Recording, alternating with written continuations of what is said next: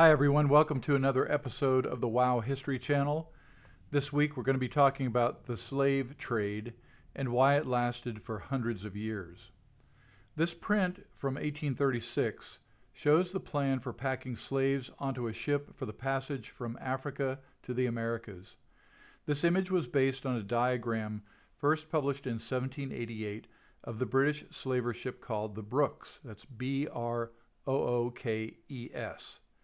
The Brookes image and its derivatives were used as propaganda pieces by abolitionists for several decades as they sought to end slavery and the slave trade. And what effective pieces of propaganda they were. How could anyone view this image and not be moved? Each figure in the diagram represents an actual person, someone ripped from their home and being transported to a strange new world where they would toil as a slave for the rest of their lives. As repellent as this image is, how could anyone not object to a single occasion of a slave voyage, much less the thousands of voyages that took place over the centuries? How could something as abhorrent as the slave trade be allowed to continue? How could the men who wrote and signed our own U.S. Constitution allow the slave trade to continue for 20 more years, and slavery itself to continue with no end? The answer, as almost always, comes down to money. The slave trade was simply too profitable to be ignored.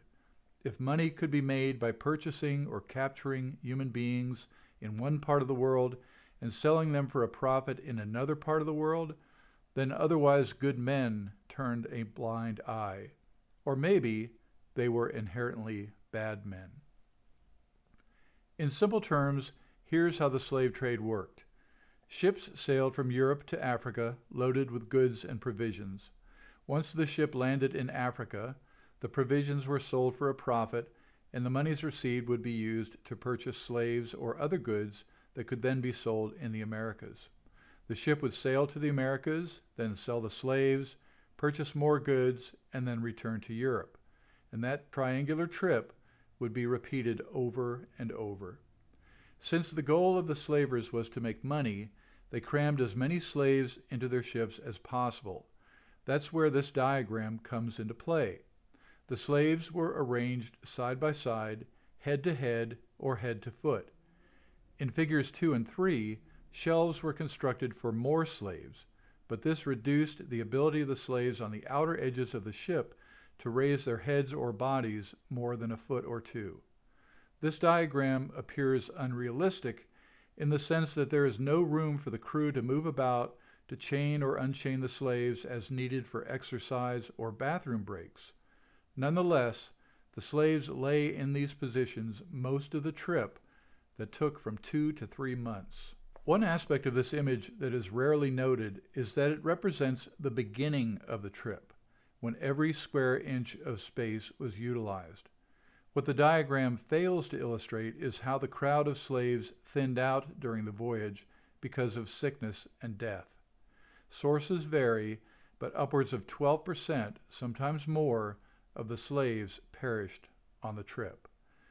Here's where the economics of slave trading came into play. Each slave represented value as a good to be sold, just like anything else a trading ship carried.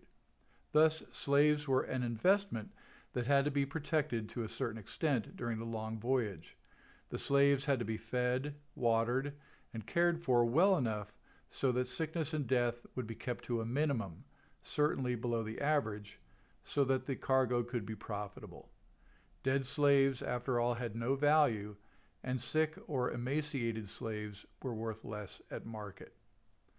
Back to our question of why the slave trade endured for so many centuries and why it still endures today. As long as transporting slaves was profitable, the trade continued. It didn't matter whether the trade was legal or illegal, it all boiled down to money.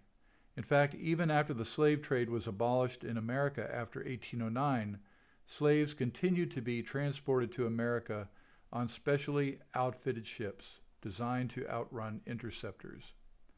Even though it cost more and the risks were higher, as long as a profit could be made, the slave trade continued. and that's why the slave trade lasted for centuries.